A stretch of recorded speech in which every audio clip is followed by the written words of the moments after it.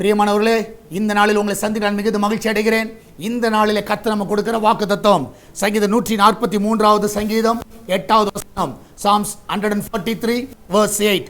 அதிகாலையில் உமது கிருபையை கேட்க பண்ணும், உம்மை நம்பி இருக்கிறேன். நான் நடக்க வேண்டிய வழியை எனக்கு காண்பியும், உம்மிடத்தில் என் ஆத்துமாவை உயர்த்துகிறேன். நான் நடக்க வேண்டிய வழியை எனக்கு காண்பியும். இந்த காலை வேளையில நீ ஆண்டவருடைய கேளுங்க, ஆண்டவரே நான் எந்த பாதையில் போகணும், என்ன செய்ய வேண்டும், என்ன செய்யக்கூடாது, எல்லாவற்றையும் எனக்கு காண்பி என்று கேளுங்க. நீங்கள் நடக்க வேண்டிய வழியை அவர் காட்டுவார். அவர்கிட்ட ஆலோசனை கேளுங்க. உங்கள் மேலே கண்ணை வைத்து அவர் ஆலோசனை சொல்லுவார்.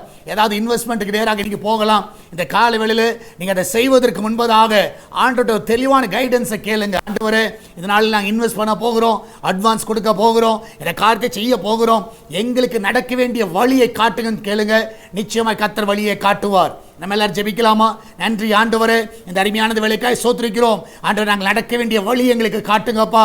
இந்த நாளில் ஆண்டவரே உங்களுடைய பிள்ளைகள் எடுக்கிற முயற்சிகள் அது என்ன காரியமாக இருக்கட்டும், அது வேலை காரியமாகவோ, எதிர்கால திட்டங்களோ, ஆண்டவரே கத்தா ஆஃபீஸ் காரியங்களோ, ஆண்டவரே கத்தா நியூ ஜாப் காரியங்களோ, ஆண்டவரே எந்த ஒரு காரியமாக இருக்கலாம், இந்த நாளிலே அவர்களுக்கு வழியை நீர் காட்ட வேணுமா ஜெபிக்கிறேனப்பா.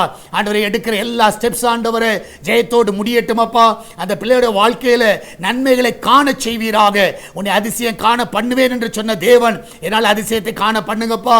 அந்த மெடிக்கல் ரிப்போர்ட் எல்லாம் சாதகமாய் வரட்டும். ஆண்டவரே டாக்டருடைய கண்ணில் தயவு கிடைக்கட்டும், மனுஷ தயவு கிடைக்கட்டும், அதிகாரிகள் கண்ணில் தயவு கிடைக்கட்டும். அந்த கோர்ட்டு கேஸ் எல்லாம் ஆண்டவரே அவர்களுக்கு சாதகமாய் முடிவதாக.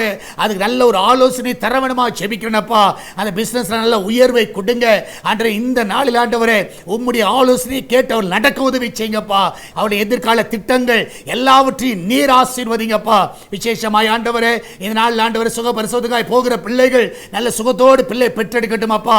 அந்த கிச்சனில் ஆண்டவரே ஆசீர்வதிங்க, நல்ல பாதுகாப்பை கட்டளையிடுங்கப்பா. எல்லா தீங்குக்கு விலக்கி பாதுகாத்துக் கொள்ளுங்க ஆண்டவரே. வெளிநாட்டில் இருக்கிற பிள்ளைகளை சுகமாய் காத்துக்கொள்ளுங்க, சமாதானமாய் காத்துக்கொள்ளுங்க. அந்த தேசத்தில் அவளை ஆசீர்வதிங்கப்பா. ஆண்டவரே நாளில் சால்வேஷன் டிவிக்காய் ஜெபிக்கிறோம். அவருடைய தேவையை எல்லாம் சந்திங்கப்பா. ஒரு குறைவில்லாமல் நடத்துங்க. இந்த ஊழியத்தை தாங்குகிற பிள்ளைகள், ஜெபிக்கிற பிள்ளைகள் எல்லாரும் ஆண்டவரே 100 மடங்கு ஆசீர்வதிங்கப்பா. எல்லா தடைகளை நீக்கி போடுங்க ஆண்டவரே. அவர்கள் மேலும் உடைய கரத்தை வைத்து வழி நடத்துங்கப்பா.